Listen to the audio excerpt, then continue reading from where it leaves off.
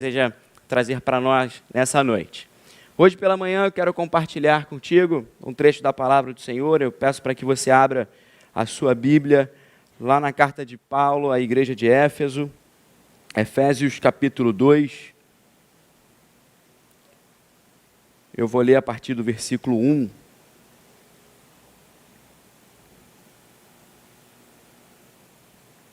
Efésios 2, eu vou ler do verso 1 ao versículo 10. Assim diz a palavra do Senhor. Vocês estavam mortos por causa de sua desobediência e de seus muitos pecados, nos quais costumavam viver como o resto do mundo, obedecendo ao comandante dos poderes do mundo invisível. Ele é o Espírito que opera no coração dos que se recusam a obedecer. Todos nós vivíamos desse modo, seguindo os desejos ardentes e as inclinações de nossa natureza humana. Éramos, por natureza, merecedores da ira como os demais. Mas Deus é tão rico em misericórdia e nos amou tanto, que embora estivéssemos mortos por causa de nossos pecados, Ele nos deu vida juntamente com Cristo. É pela graça que vocês são salvos, pois Ele nos reconciliou com Cristo e nos fez sentar com Ele nos domínios celestiais, porque agora estamos em Cristo Jesus. Portanto, nas eras futuras, Deus poderá apontar-nos como exemplos da riqueza insuperável de sua graça, revelada na bondade que Ele demonstrou por nós em Cristo Jesus. Vocês são salvos pela graça, por meio da fé. Isso não vem de vocês, é uma dádiva de Deus. Não é uma recompensa pela prática de boas obras, para que ninguém venha se orgulhar, pois somos obra-prima de Deus, criados em Cristo Jesus, a fim de realizar as boas obras que Ele de antemão planejou para nós. Que Deus abençoe e aplique no nosso coração a sua santa palavra. Recentemente, o homem mais rico do mundo, Jeff Bezos, fez uma viagem espacial. Estima-se que ele gastou aproximadamente 146 milhões em reais para realizar uma viagem de aproximadamente 5 minutos. 146 milhões de reais gastos em 5 minutos de viagem espacial, momento de revolução das viagens espaciais e da ciência espacial. Fiz um cálculo breve, que com esse dinheiro ele conseguiria comprar aproximadamente 1.620.000 cestas básicas, num valor de cesta básica aqui do Rio de Janeiro. A gente vê essa dicotomia entre riqueza e pobreza, entre luxúria, entre gastos exorbitantes e as necessidades que a nossa população de uma nação em desenvolvimento passa. Por vezes isso causa aflição ao nosso coração, descrédito nas mudanças que podem acontecer no mundo. Mas eu fico pensando que, se nós como igreja não nos atentarmos, nós somos como Jeff Bezos. Investimos muitos recursos em eventos, programações que mantêm a nossa alegria como igreja, que estimulam as nossas repetições religiosas, mas não produzem vida. Geralmente, e participei de alguns momentos assim, quando há discussões na igreja, quando há conflitos na igreja, não são conflitos por quem quer ir evangelizar, mas são conflitos geralmente por qual cor pintar a parede, por qual aparelho comprar, por qual festa fazer. Nós nos acostumamos a questionar como o mundo é governado, mas eu gostaria de, nessa manhã, lembrar como a igreja é governada. Eu gostaria de, através do texto de Efésios, capítulo 2, lembrar que nós não somos chamados essencialmente para uma vida religiosa. E se eu pudesse pensar com vocês nessa manhã, existem duas formas de nós vivermos religião, ou religiosamente. Existe uma primeira forma de nós vivermos religiosamente dentro da nossa igreja, em que consumimos a fé dos outros. Nós chegamos à igreja para assistir boa música, para assistir bons sermãos.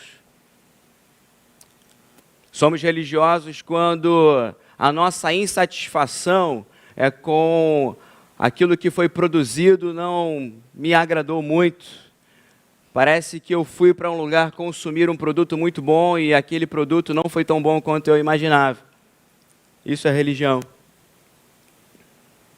Mas há uma segunda forma de nós vivermos religiosamente na igreja e que hoje acontece de uma forma um pouco mais explícita.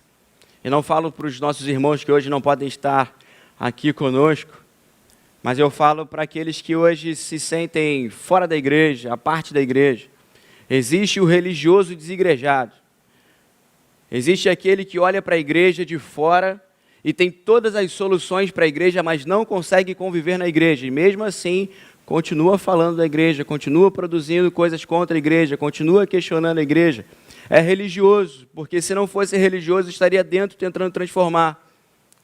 É religioso, porque olha a igreja como instituição, olha a igreja como apenas um conjunto de obras e de coisas, e não como um corpo de pessoas vivas.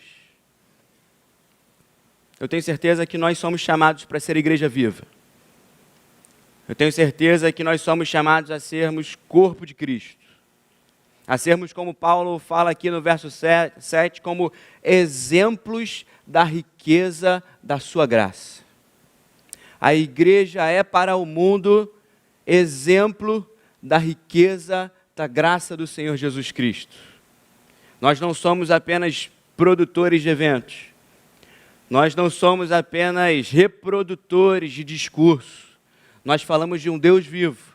Nós falamos de um Cristo que é Senhor. Nós falamos de uma palavra que tem poder e de um evangelho que transforma. E eu gostaria de meditar com os irmãos em o que é a nossa comunidade. E eu queria citar primeiro que a nossa comunidade é a comunidade dos ressurretos.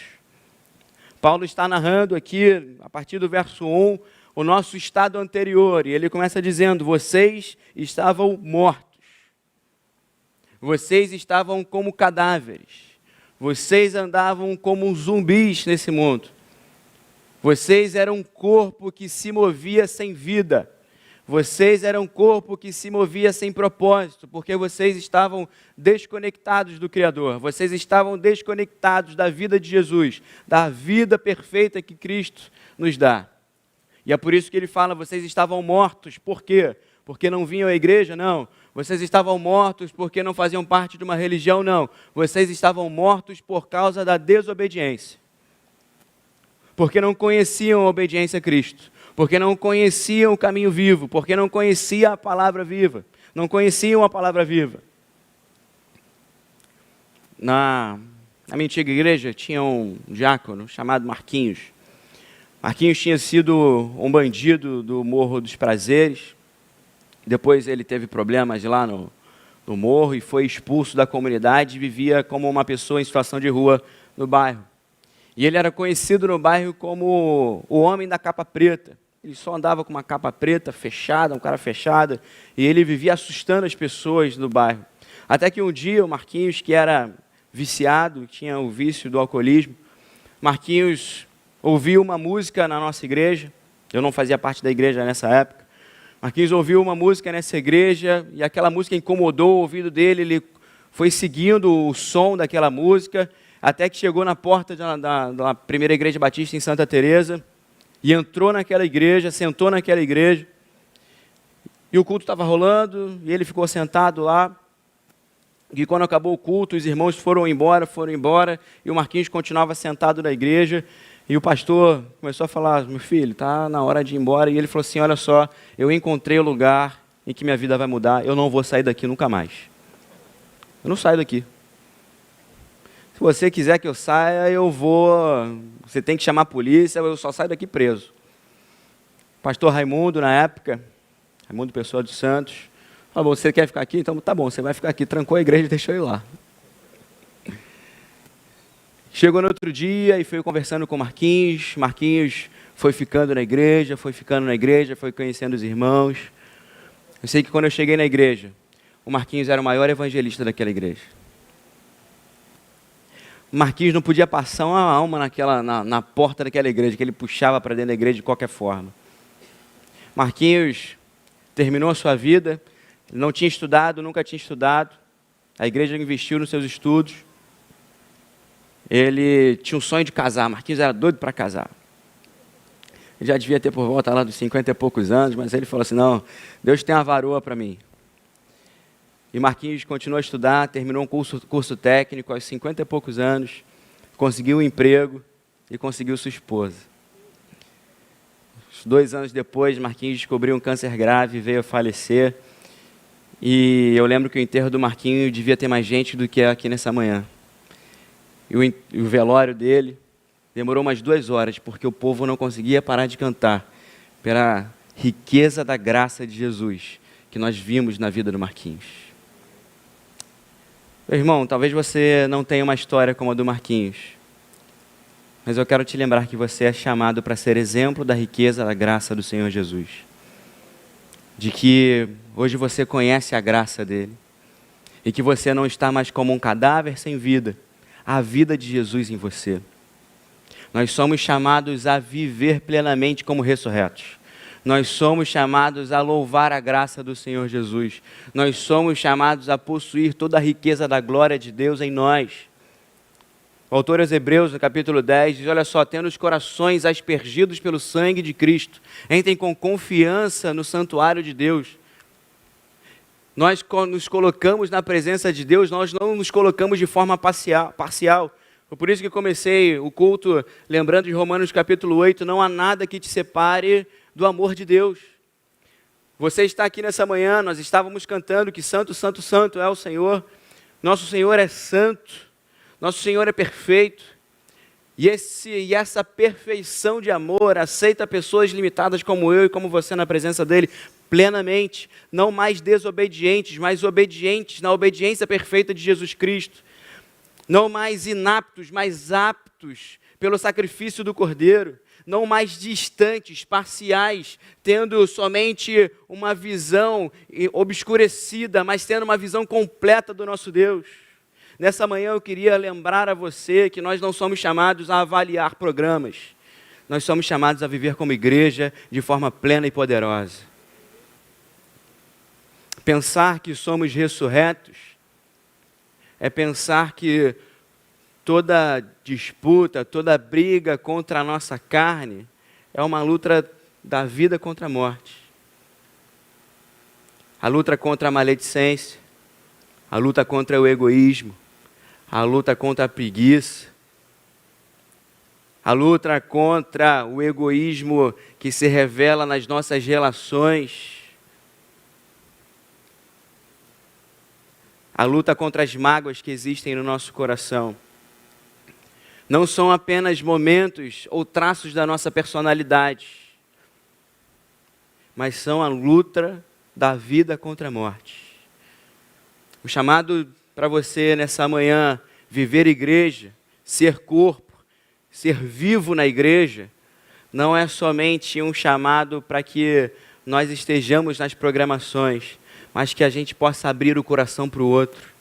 Igreja é comunidade, é vida em comunhão, igreja é troca de relacionamento, igreja é gente que está disposta a se dar pelo outro, gente que está disposta a receber do outro. Nós somos a comunidade dos ressurretos. Mas eu queria lembrar uma segunda coisa. Nós somos a comunidade dos ressurretos, porque somos a comunidade dos salvos. Nós estamos salvos. Paulo descreve um estado em que estávamos mortos e que merecíamos continuar mortos. Vocês estavam destinados à ira por causa da desobediência. E é importante a gente lembrar do que somos salvos. Por vezes nós falamos, nós somos salvos. E eu sei nessa manhã que não estou trazendo conceitos novos, e a ideia paulina de evangelho não é trazer coisas novas, mas é relembrar para os irmãos coisas que já haviam sido faladas. É que nós somos salvos da condenação de permanecermos mortos. Você consegue perceber que se eu vivo como morto, se eu vivo como religioso, se eu vivo como alguém que não entende a igreja como o corpo vivo de Cristo, se eu vivo como alguém que não entende que a nova vida do Evangelho, que a nova vida do poder de Cristo, é a minha relação com Deus, que transforma o meu caráter, que transforma o meu ser, que transforma os meus princípios, que muda a minha forma de ver o outro, que muda a minha forma de ver o mundo, que transforma completamente a minha vida de uma forma incrível. Eu não estou compreendendo do que fui salvo. Vocês foram salvos dessa forma de viver. Vocês foram salvos de continuar mortos nos seus delitos e pecados e na sua desobediência. Vocês foram salvos, vocês foram retirados dessa condenação. Vocês estão completamente livres. Então, se Jeff Bezos fez uma viagem espacial, Paulo está narrando que nós fizemos uma viagem muito maior. Paulo está dizendo que nós saímos do domínio das trevas, do império das trevas, como ele fala lá em Colossenses capítulo 1, para o reino da sua maravilhosa luz. Ele nos transportou e você não pagou 146 milhões de reais, graças a Deus. Foi de graça. Você não fez nada. Ele te transportou dessa escravidão da morte, dessa escravidão do inferno, para a sua maravilhosa luz. Não para que tendo os olhos do seu coração iluminados, como ele fala aqui no capítulo 1. Quando Paulo está orando para a igreja de Éfeso, ele olha assim, eu oro para que Jesus Cristo ilumine os olhos dos seus corações, para que vocês sejam capazes de compreender completamente quem Jesus Cristo é. Vocês foram salvos para que fossem libertos dessa vida mortífera, sem vida. Para que, salvos da ira de Deus, pudessem ter o coração de vocês iluminados pela graça e pela glória do Senhor Jesus Cristo. Como João escreve em seu Evangelho, a luz resplandece nas trevas, e as trevas não prevaleceram. Porque toda vez que nós nos aproximamos da luz, Jesus Cristo ilumina o meu coração, para que eu seja mais capaz de ver quais traços da morte ainda querem permanecer aqui. E esses traços de morte não prevalecem, porque Ele tem poder para transformar a minha vida. Eu queria te lembrar que você faz parte da comunidade dos salvos. Você foi salvo da morte. Você foi liberto da escravidão do pecado. Para que você fosse exemplo da riqueza da graça do Senhor Jesus Cristo. Por isso, em último lugar, nós somos a comunidade dos servos. Nós somos a comunidade dos ressurretos, porque estamos vivos em Cristo Jesus. Recebemos vida nova. Nós somos a comunidade dos salvos, porque estávamos condenados a permanecer numa vida insossa, numa vida opaca, numa vida limitada, de pequenos gestos de bondade, mas sem amor. Eu creio que a maior diferença de um cristão para o mundo, existem muitas pessoas boas no mundo, existem muitas pessoas boas em todo lugar, mas a maior diferença de um cristão para qualquer outra pessoa é que o cristão é apaixonado pela bondade de Cristo. Nós não fazemos coisas boas somente porque queremos fazer coisas boas, porque achamos que devemos fazer coisas boas. Nós queremos salgar o mundo porque isso é a essência do nosso coração. Nós queremos nos mover abençoando a comunidade ao redor porque isso faz parte do nosso caráter. Se eu não fizer isso, eu estou traindo a minha personalidade, ou a personalidade de Cristo em mim. Se a igreja não se move para o próximo, se a igreja não abençoa o mundo, se a igreja não faz diferença onde está, nós estamos traindo o caráter de Cristo, nós estamos negando quem nós somos. Por isso nós somos a comunidade dos servos. Nós não somos a comunidade dos títulos. Nós somos a comunidade dos servos. Nós não somos a comunidade dos líderes, mas nós somos a comunidade dos servos. Nós somos a comunidade daqueles que pegam o seu pano e colocam no ombro, pegam a sua bacia, enchem de água e limpam os pés dos outros. Nós só somos referência, nós só somos a comunidade dos ressurretos, nós só somos a comunidade dos salvos, quando, ao invés de brigarmos por títulos e cargos, ao invés de brigarmos por lideranças, estamos muito dispostos a distribuir nossos dons e talentos para servir ao outro. Nós nos destacamos como líderes para sermos os maiores servos. Foi isso que Jesus ensinou para os seus discípulos. Olha só, eu vos dei exemplo para que façais vós o mesmo. Porque aquele que quiser ser o primeiro, que seja o último e servo de todos. Talvez você tenha se apartado da igreja porque te tiraram uma liderança. Você continua servo. Talvez os tempos mudem e outros líderes venham. Você continua servo. Talvez as ênfases mudem, a cultura mude, a música mude um pouco. Mas nós continuamos essencialmente servos. Hoje eu estou lendo aqui a nova versão transformadora. E a gente às vezes estranha um pouco a linguagem.